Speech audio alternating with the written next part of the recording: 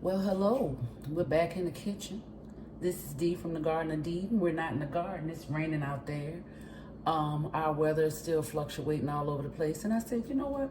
Let me go ahead and take them in the kitchen and let's do some things in the kitchen. So today, what I'm going to be doing is making a Japanese milk bread. This is one of my favorite breads.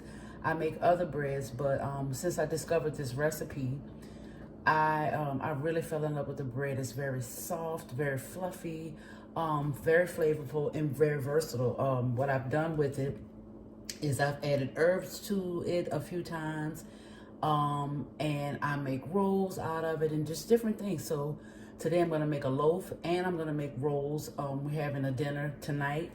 And I have a friend, he really likes bread, and this is one of his favorite breads. So what I have in here is 3 tablespoons of flour, 3 tablespoons of water, and I have 2 tablespoons of flour in it. So what this is called is a tongjiang, or it's like a roux that you make for the bread, and this is what makes it different. So this bread, what happens is when you put this roux into the bread, it creates these air pockets that makes the bread really, really light and fluffy. So I'm gonna make this. This is just like making a roux, like when you make a roux to make your gumbo or for your sauces and stuff. It's pretty much the same thing.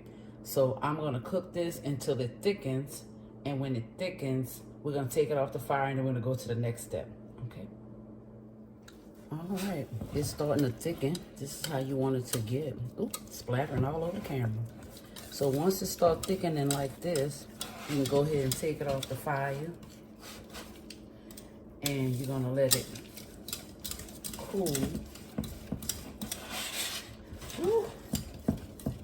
It gets real thick real fast. That's what you want.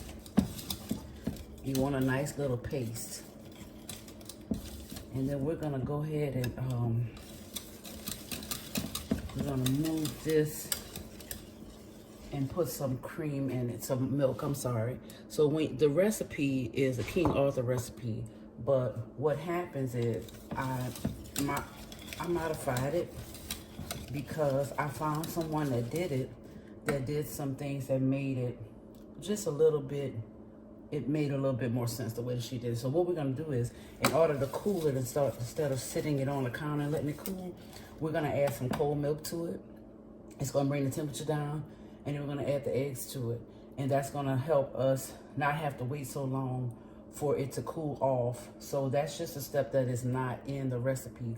So I'm gonna get a measuring cup out and we're gonna put some milk in it. Give me 1 second.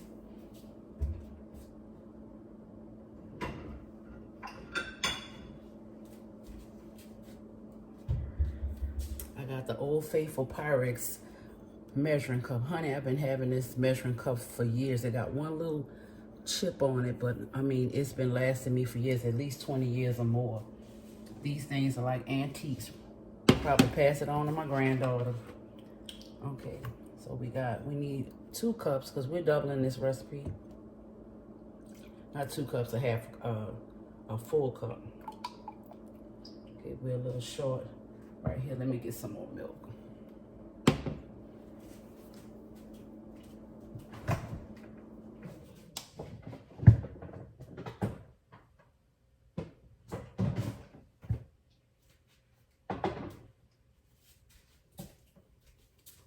So one day in the near future, when I'm doing these recipes, I'm gonna actually have all my stuff right here.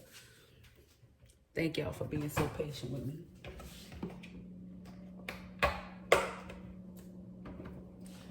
All right. And then I try to cut out some stuff because I'm like, you gotta watch me do every little single thing. Okay, so we're gonna add the milk to it and clean up my mess. A clean cook is a good cook. All right, so this milk is gonna help to cool down the tongjiang. And Lord, please let me be saying it right. Any Japanese people that watch this and I'm saying it wrong, y'all forgive me in advance. Okay, take my little towel. Okay, so that's gonna help cool it off. And remember to whisk it really good. And we're gonna add the eggs to this as well. Now what I'll do is I'll put the link to the recipe down in the description so that you can make it, because I'm telling you, you're gonna fall in love with this bread. My second favorite bread is challah bread. I love challah bread. Challah bread also is very versatile. You can make rolls out of it. You can make loaves out of it. You can sweeten it. You can put herbs in it. You can do so much to it. So that is one of my other favorite breads. So I'm gonna break these eggs off to the side because we don't want no shells. And because I'm a gardener, guess what we do? We saving these shells because we're gonna put that in the compost. And I am going to dry them out and blend them and put them in the compost. Okay, so I'm gonna take my little, I use the chopstick for everything. Okay, I'm gonna beat that up a little bit. You know how sometimes you throw eggs and stuff, and then you get to mixing and you look and they still got a big yolk stuck in the bottom? I always like to mix mine ahead of time. That way, all right, this is what we getting. I'm gonna move this camera a little bit so that y'all can see that I ain't trying to burn my camera up though. Okay, hold up. That's the egg, the tongue. So this is ready. So we're gonna set this on the side. Let's see. I'm just gonna test it. It's a little warm. Now this is what I like to do. I always like to make sure that my yeast is alive, because who wants to put all them ingredients together and then you find out your yeast is not alive? Okay. All right. Look, check the date. So I'm using fast-acting yeast. We're gonna use 2 packages of it. And while this is still warm, I'm gonna put it in here. It's like the perfect temperature. Tap that package. Make sure that yeast is down there. We're gonna give it a cut. And I'm gonna add it at this step. Now this is not, again, this is my little modification. This is not what the recipe requires. But this is what I do. Any yeast recipe that I have, I'm gonna make sure that the yeast is in the warm liquid. I know they say dump it in with the salt and this and that, but salt can deter your yeast. It can cause your yeast not to rise. I am just not going to I'm gonna err on the side of caution. So that's mixed up in there. And what I'm gonna do is I'm gonna let the yeast work and do its thing, okay? And then we'll come back after that proofs itself to me, and then we'll mix up the rest of the stuff. All right, I got all of my dry ingredients. I'm gonna get it up in the mixing bowl. It's a whole lot. Pray for me.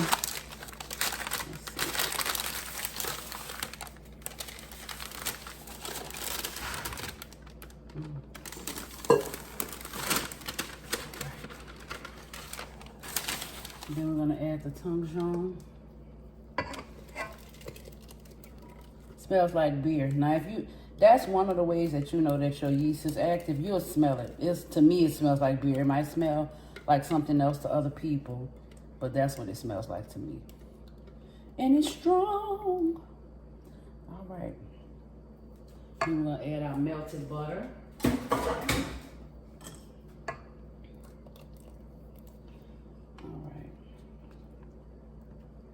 And put it in our mixer.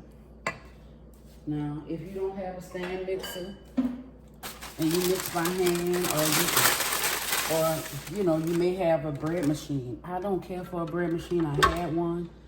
I don't know. Maybe just I'm so used to doing stuff from scratch, and I don't use too many machines because I'm like, what happens if the bread machine break?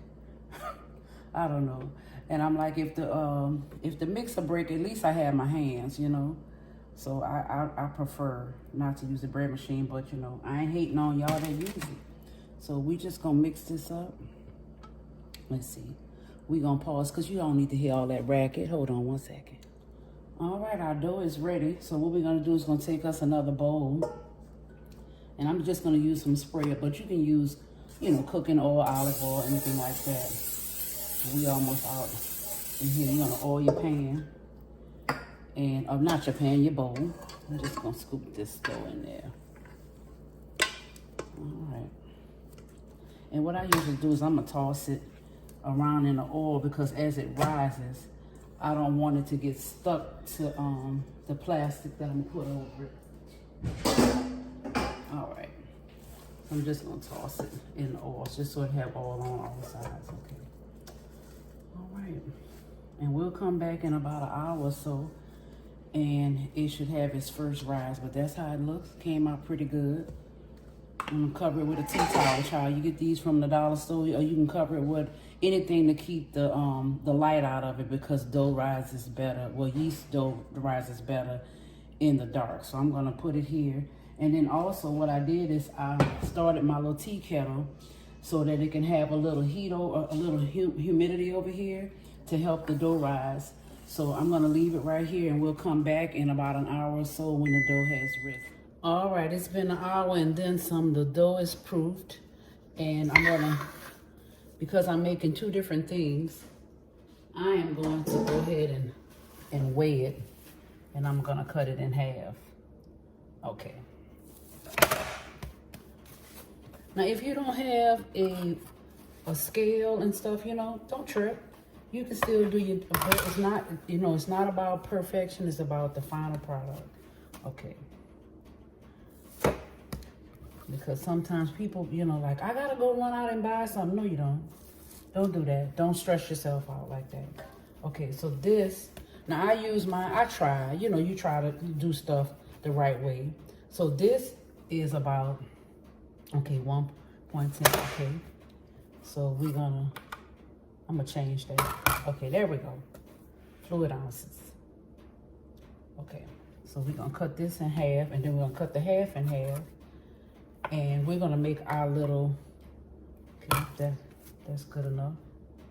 Okay, let's say 14, 11, okay. So we just add a little bit more from here to here, so we can get some equal parts.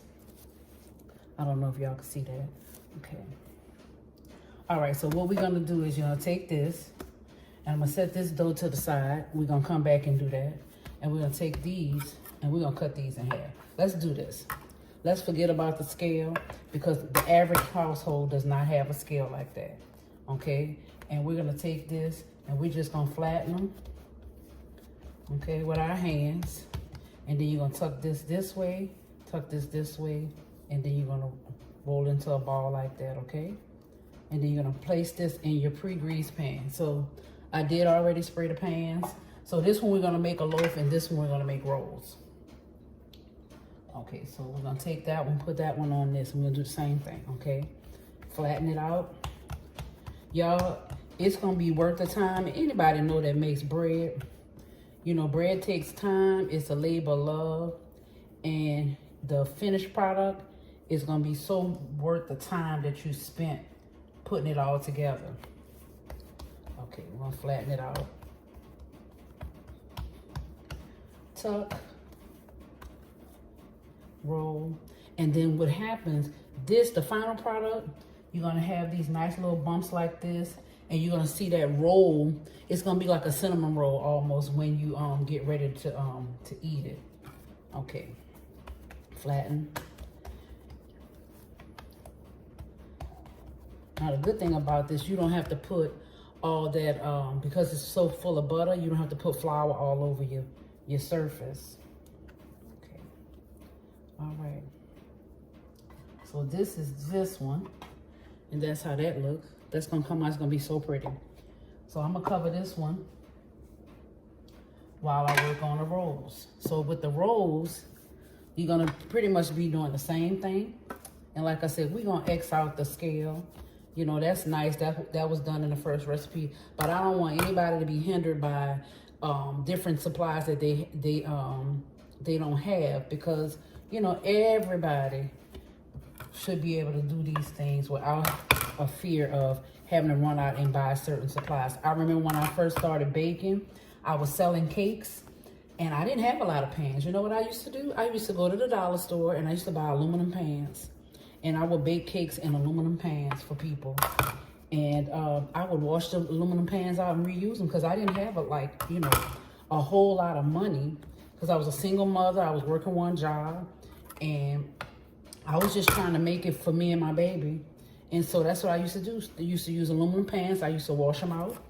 And when I made a little extra money, I would go and buy me a couple of pans. But, you know, I never allowed my circumstances to say, well, you can't do this because you don't have that certain supply or certain special thing. Now I'm going to cut all these in half. Because like I said, what I'm going to do with these, we're going to make dinner rolls. And no, they're not all going to be the same size. They're not going to be perfect. But I want everybody to have enough bread. So we're going to roll these. We're going to pretty much do the same thing we did for the loaf. So we're going to flatten them. All right. Got a lot going on. Got some sweet potatoes in the oven. We're going to flatten them, roll them, tuck them. And then we're going to work from the center. So put the one in the center, flatten it. Now this is your choice. Like I said, you can make the rolls. You can make the loaf. Whatever makes you happy. And then this bread is so good. I think that I mean, it already has sugar in it. You can, I think we'll make a good cinnamon roll.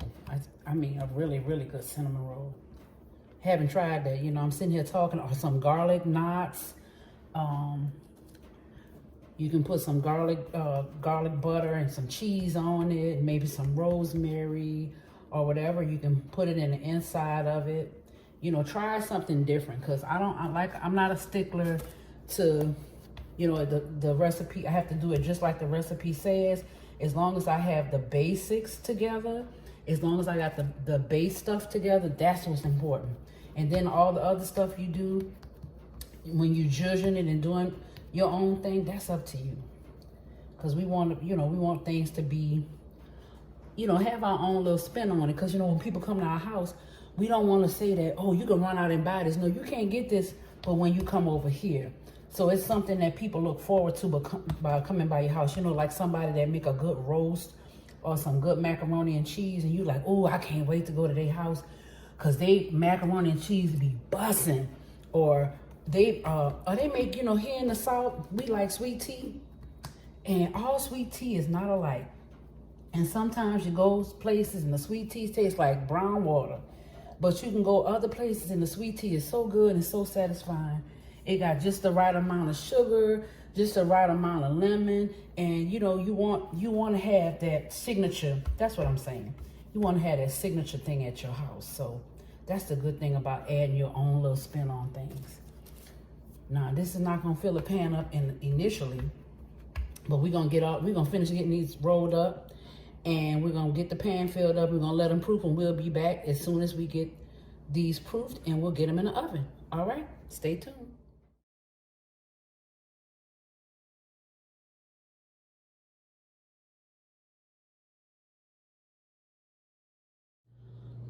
All right, the dough has risen. Here we go. This is how they're looking. This is the rolls, and this is the loaf of bread. So this is the second rise, and it's gonna rise one more time in the oven. So I got my pastry brushes, and again, I'm all about economical. This is the fancy one. This is the one from the dollar store. They do the same job. Okay, so what you wanna do is you wanna get 1 egg and a couple of tablespoons of milk, and you're gonna blend that together like this. And then you're gonna take your pastry brush, and this is gonna give it a nice golden brown color.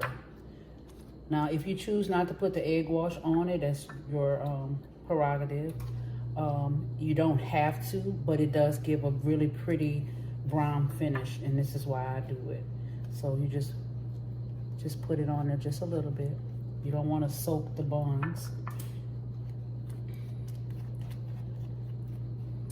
Now, when they come out the oven, at least the rolls, when the rolls come out of the oven, if you want to put some garlic butter on it, or you know, if you want to really be fancy, we can, you can put, at this stage, you can put sesame seeds, poppy seeds on the top of your rolls if you want to do that. But I'm just going to leave them plain like this, and we're just going to leave them like pull-apart rolls. So I've gotten that done, and this is the bread roll, the loaf pan. I'm sorry. So it's the same thing. We're just going to brush it across the top, And when it comes out, you're gonna see how pretty that egg wash is gonna give that nice glistening brown color to the top of your bread. All right, we just about 40 minutes away from a good old, not 40, I'm sorry, it's about 30 minutes. About 30 minutes away from our bread. Now you wanna start checking it about 20 minutes. You wanna make sure it's not brown, and I'm using a convection oven, so I'm gonna reduce my time between 20 and 25 minutes. And then we'll put it in the oven, and then we'll let you see how it comes out. Stay tuned. Well, all right, this is our rolls. And this is our bread. This is how it comes out, nice and beautiful and golden brown. So I'm gonna let them sit here and cool, and we're gonna enjoy them for dinner. So thank you for stopping by. Another Cooking with the Garden of Eden, and we'll see you in the next post. All right, don't forget to like, share, and subscribe. Bye-bye.